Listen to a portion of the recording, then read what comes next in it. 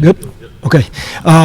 I'll say this to start, that a lot of respect for Coach Gray and the Coastal Carolina program because I know we've watched them at Western Carolina, watched them here, and I know what a tough program that is and what a great basketball program that is, the way they play. So a ton of respect for them.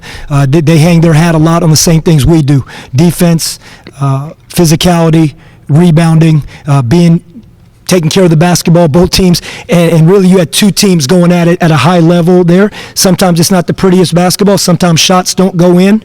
But from a standpoint of this early in the season, a gritty, physical game that we had to win on defense and on the glass, very proud of our guys and very fortunate that we were able to get the victory.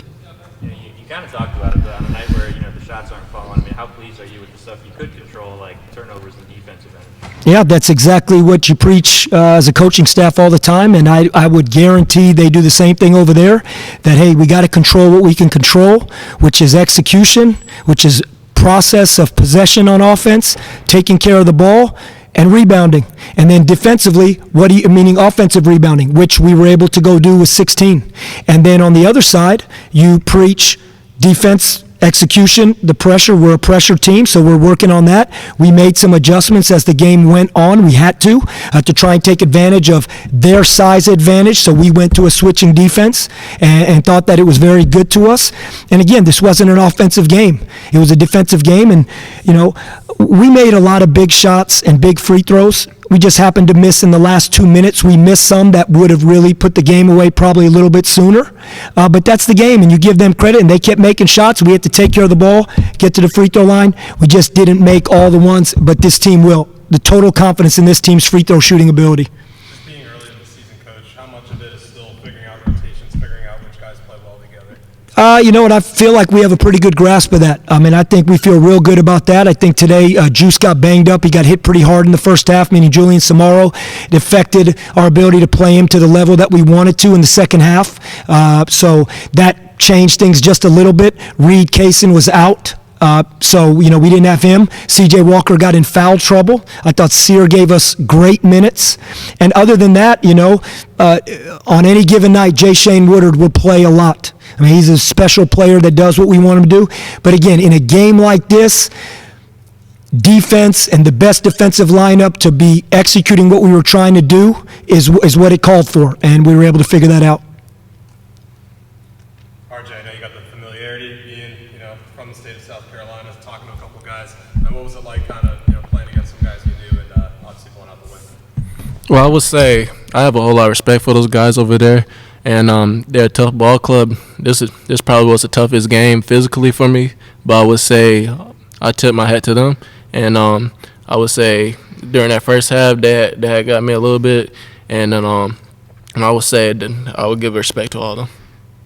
I told RJ, RJ, we're coming right back to you, and we're coming back to you the whole second half.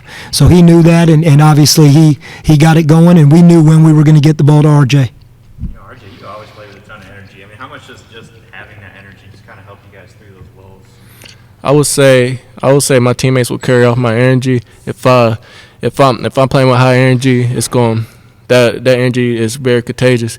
It comes from the offensive side and defensive side, even going for offensive rebounds and stuff like that. I would say, me bringing the energy for both ends, I feel like that contributes for the win.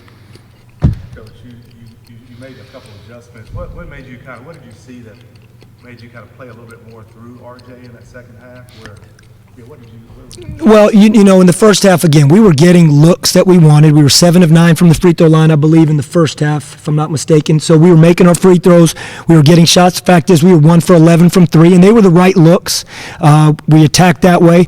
In the second half, what we said is, hey, we want to go play on the blocks a little bit more, and we want to post up. And you know what?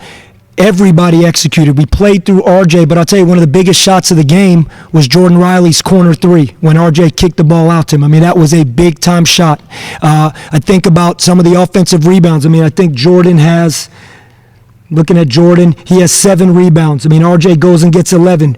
Trevion doesn't shoot the ball well, what he's capable of, but he goes and gets 7 rebounds. And even Jay Shane, to talk about him, he goes and gets 4 rebounds in limited minutes tonight.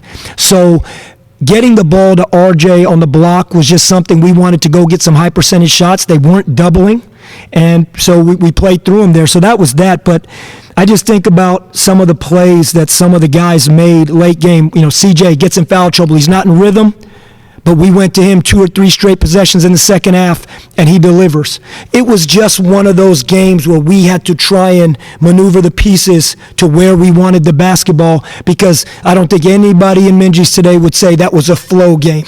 That was not really a flow game. That was a game coming down. We picked what we wanted to attack. They tried to pick what they tried to attack. And you know what?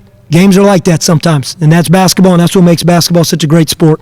RJ, to that point, I mean, how challenging is it on the court when you're trying to get in a rhythm and there's just absolutely no flow of the game?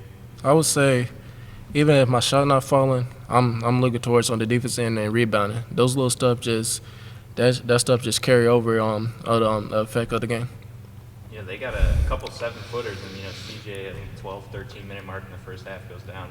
But you guys still were able to attack. Do you kind of like that ability just to still get in there? Yeah, no doubt about it. We made some adjustments on defense. What we did, we sized down. Obviously, at one point we had Trevion at the 5, and Jan and Trevion were the 4 and the 5. And we went through some certain things to attack how they were playing ball screens, just to see what we could get. And Cam Hayes scores 4 straight points off it, which was good. So again, those possessions throughout the game are what a possession game comes down to at the end. And I believe we had a 9-point lead with maybe 2.5 or 3 to go. And we got to close it out the free throw line. And we will. Again, I say we will. Again, Jordan made some big ones. RJ obviously made big ones. CJ did. But we missed some late, and they countered it.